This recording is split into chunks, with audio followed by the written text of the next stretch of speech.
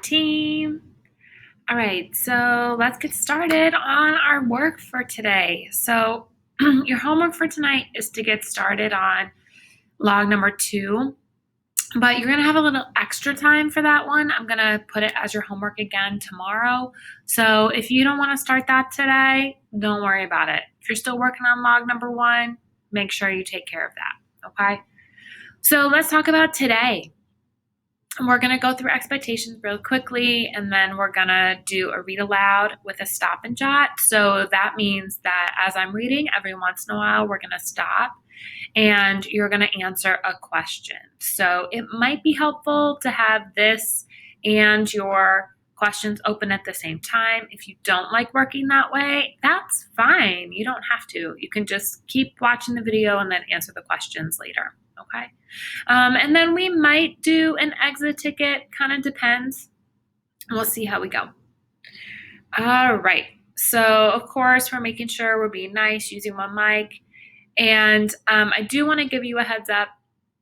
There's some funny stuff in this and some kind of sensitive stuff in this section of our reading. And it's totally cool to laugh at that. If it's funny to you, that's great. Okay. Just keep in mind that I'm going to keep reading. So you want to make sure that, you go back and listen to what you missed or whatever. Okay. All right. So your stop and jot, I know it says here loose leaf, but your stop and jot is actually going to be in iLearn. Okay. So we're going to start on page 21 where we left off yesterday. All right. And before we do that, just take a second. Think about what happened in our reading yesterday. What was Charlie talking about?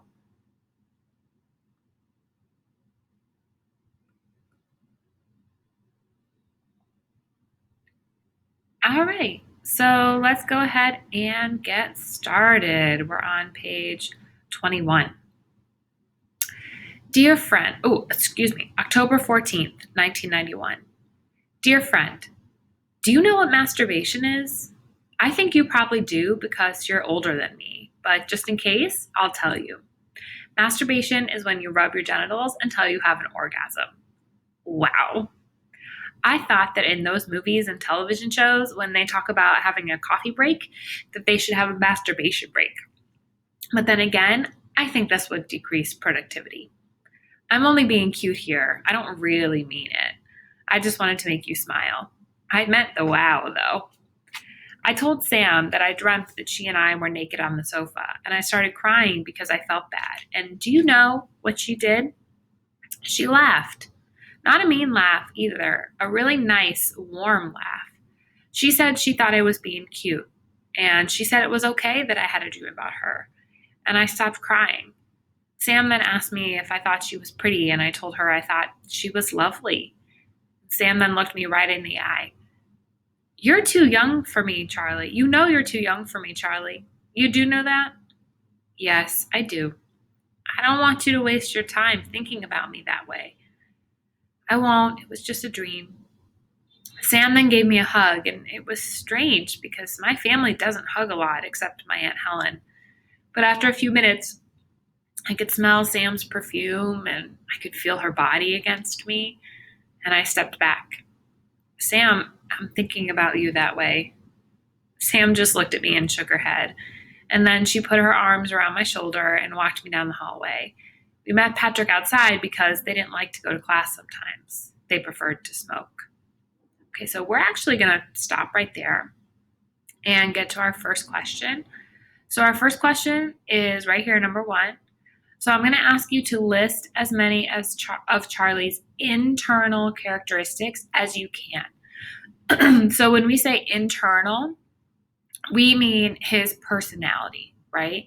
So I don't mean things like emotions, like sad, angry, whatever. I mean his personality, like he's playful, he's smart, he's honest, things like that, okay? So pause your video here if you're going to answer the question.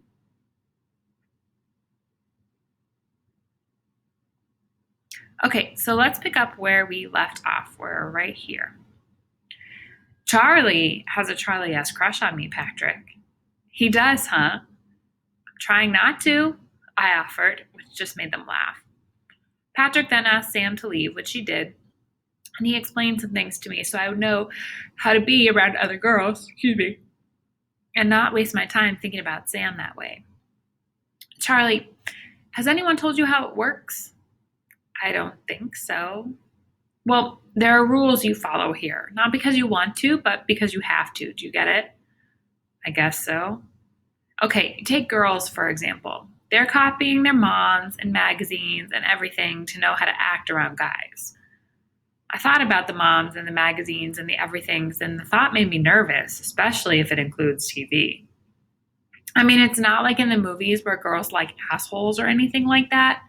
It's not that easy. They just like somebody that can give them a purpose. A purpose? Right. Girls like guys to be a challenge. It gives them some mold to fit in how they act, like a mom. What would a mom do if she couldn't fuss over you and make you clean your room? And what would you do without her fussing and making you do it? Everyone needs a mom, and a mom knows this, and it gives her a sense of purpose. You get it? Yeah, I said, even though I didn't. But I got it enough to say yeah and not be lying, though. The thing is, some girls think they can actually change guys. And what's funny is that if they actually did change them, they'd get bored. They'd have no challenge left. You just have to give girls some time to think of a new way of doing things, that's all. Some of them will figure it out here, some later, some never. I wouldn't worry about it too much. But I guess I did worry about it. I've been worrying about it ever since he told me. I look at people holding hands in the hallways, and I try to think about how it all works. And at the school dances, I sit in the background and I tap my toe, and I wonder how many couples will dance to their song. In the hallways, I see girls wearing the guys' jackets, and I think about the idea of property. And I wonder if anyone is really happy. I hope they are. I really hope they are. Bill looked at me looking at people, and after class, he asked me what I was thinking about, and I told him. He listened, and he nodded and made affirmation sounds. And when I finished, his face had changed to a serious talk face. Do you always think this much, Charlie? Is that bad? I just wanted someone to tell me the truth. Not necessarily. It's just that sometimes people use thought to not participate in life. Is that bad? Yes. I think I participate, though. Don't you think I am? Well, are you dancing at these dances? I'm not a very good dancer. Are you going on dates? Well, I don't have a car, and even if I did, I can't drive because I'm 15. And anyway, I haven't met a girl that I like except for Sam, but I'm too young for her, and she would always have to drive, which I don't think is fair. Bill smiled and continued asking me questions. And I told him, slowly he got to problems at home. And I told him about the boy who makes mixtapes hitting my sister because my sister only told me not to tell mom or dad about it. So I figured I could tell Bill. He got this very serious look on his face after I told him, and he said something to me I don't think I will forget this semester or ever. Charlie, we accept the love we think we deserve. I just stood there, quiet. Bill patted my shoulder and gave me a new book to read. He told me everything was going to be okay. So we're going to pause there for our second question if you're working on those. And our question here is, what does Bill mean when he says, we accept the love we think we deserve? So pause your video if you're going to answer the question right now.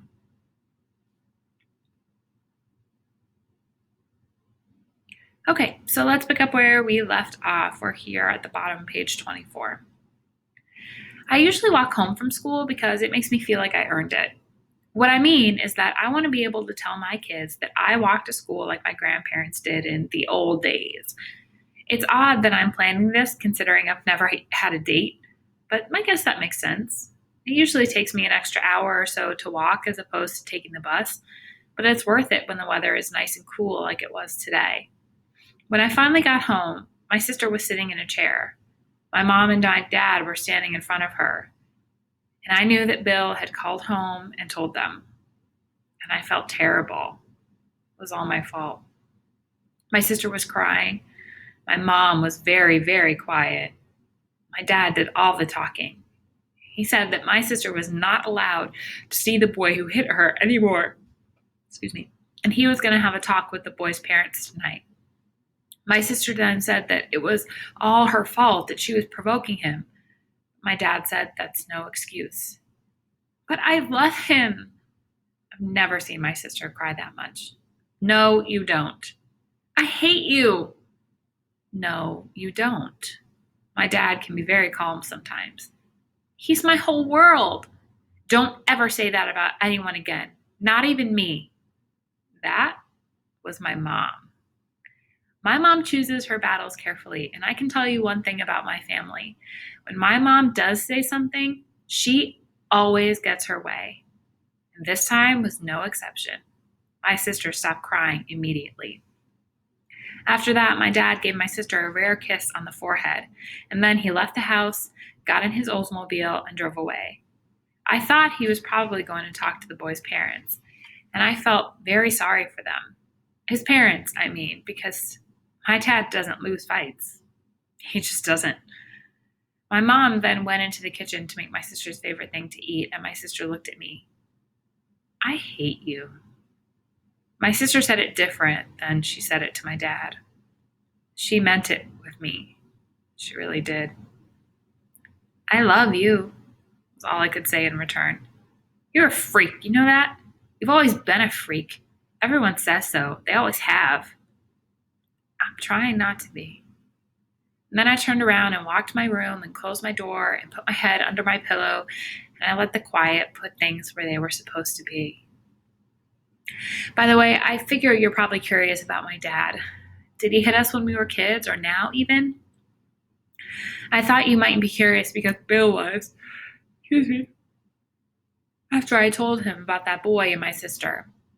Well, if you're wondering, he didn't.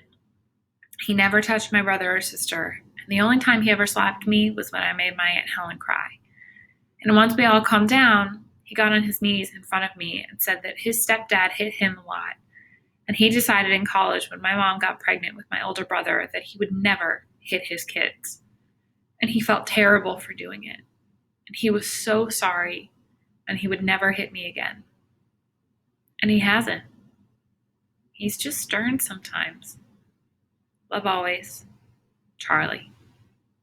Okay, so we're going to go to our third question now, right here.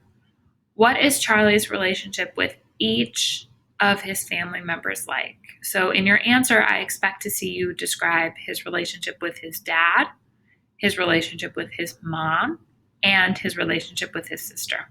Okay, so if you're working on your questions right now, go ahead and pause the video. All right, let's pick up where we left off. October 15th, 1991. Dear friend, I guess I forgot to mention in my last letter that it was Patrick who told me about masturbation.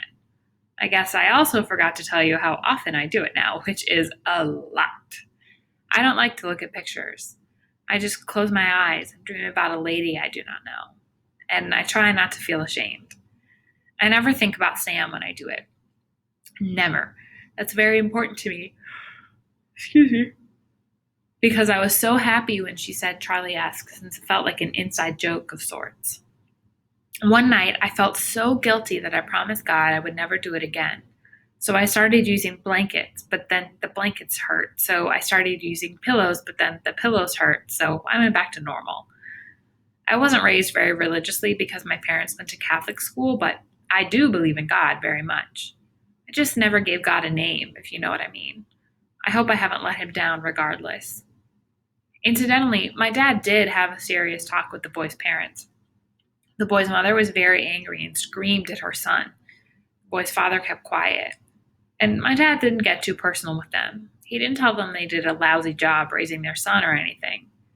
As far as he was concerned, the only important thing was getting their help to keep their son away from his daughter. And once that was settled, he left them to deal with their family and came home to deal with his. At least that's how he put it. One thing I did ask my dad about was the boy's problems at home, whether or not he thought the parents hit their son. He told me to mind my own business, because he didn't know and would never ask and didn't think it mattered. Not everyone has a sob story, Charlie, and even if they do, it's no excuse. That's all he said, and then we went to watch television. My sister's still mad at me, but my dad said I did the right thing. I hope I did. It's hard to tell sometimes. Love always, Charlie. All right, so let's do our final question. And I'm going to ask you to make a prediction here. And I want to know, do you think that Charlie and his sister will make up? And why or why not?